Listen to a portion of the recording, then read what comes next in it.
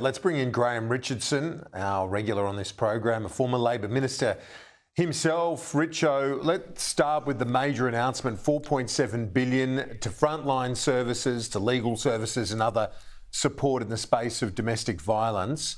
This is an issue that continues to cause problems for security and government and our law enforcement agencies. And it's something that resonates with a lot of Australians right now, how this can continue to be such a scourge in 2024. Yeah, well, it's a scourge that's worldwide. It's interesting that, simultaneously, right around the world, you're having this problem. And I think whatever you can do about domestic violence is going to be important. But it's the cultural change that you need. That's the hardest part of this. You can spend so much money, but it's not going to fix it unless there is a cultural change among males around the world. And thus far, that has not occurred. No, and it did form part of their thinking, no, the industries that drive it, the at-risk individuals, perpetrators, to try and combat those areas as well. So not just the support, but trying to deal with some of those cultural issues. Now, Richo, I want to ask you about a few other things. Something the Prime Minister touched on at the end of the news conference about cost of living. That's where he wants his message every day up until the next election. He wants to be able to prosecute that argument every chance he gets ahead of the election, likely April of May of next year.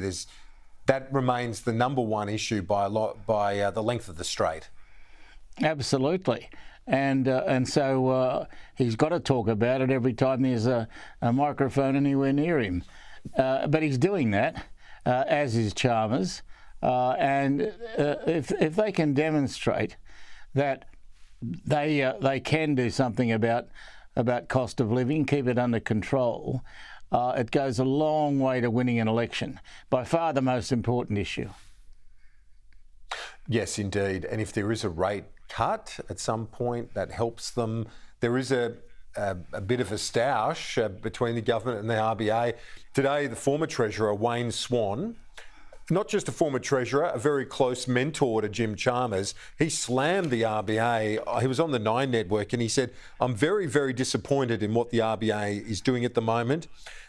He says, I think the RBA is putting economic dogma over rational economic decision-making, hammering households, hammering mums and dads, causing a collapse in spending.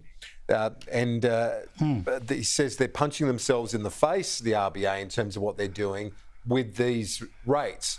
What do you make of this row? It's not a direct one-on-one, but certainly the government and those associated to it having a decent crack at the RBA. Well, I don't think that the RBA should be a body that's immune from criticism. I just don't believe that. The RBA is made up of human beings. Human beings err. And when they err, I think you're entitled to call them out. I don't believe that every decision the Reserve Bank makes is perfect. And I think everyone has a right to stand up and say, hang on, that's just not right. It's a wrong direction for Australia. You've got to be able to say that. And the RBA have got to be big enough and tough enough to accept criticism. And occasionally, when I say accept criticism, actually do something about it. Move the dial just a little bit. And I hope the RBA can take the criticism in that spirit. Jim Chalmers has said at every point that he defends the independence of the RBA. He's made that clear. He has reiterated that time and again. At the same time, a few subtle digs here and there, saying they're smashing the economy with rates. But I guess from a political perspective, he does need to help lay the foundation for an election pitch when it comes over the next 9 months. And it sounds from what he said to me earlier in the week, there will be a full budget in March to help set up that narrative for the election. Yeah, I think that's a good idea because the narrative the government sets in that March document will have a huge effect on the election. If they can get that right, they're going to be awfully hard to beat. On the other hand, if they stuff it up, out the window they'll go. So, you know, they've got to be very, very careful. But I mean, Chalmers is by nature a careful man. He doesn't shoot from the hip. He's one of those guys who considers things first. So I think he'll pass the test. Speaking of pragmatic individuals or shrewd, let's say, operators, I've just been looking back at the history of the last couple of weeks in terms of what the Labor Party's doing with its pre-selections in Victoria. Now, Bill Shorten, the reason I'm raising this, Richo, is because Bill Shorten announced his resignation yesterday. They've got to come up with a pre-selection. Whenever that happens, there's a risk of a fight within the party itself, between the left and the right. 3 weeks ago, the Prime Minister requested Paul Erickson to bring the pre-selections into the National Executive. The National Executive are going to make the call on those pre-selections. He might have just had a hint that Bill Shorten was going, and to preempt that, mid-August, Anthony Albanese brings those pre-selections into the National Executive. So they can have whatever fight they want, but they're not making the call on these decisions. So I thought that was quite a shrewd move looking back at it in hindsight. Oh, yeah, a good move. Look, anything you can do that prevents fighting in public is obviously a very good idea.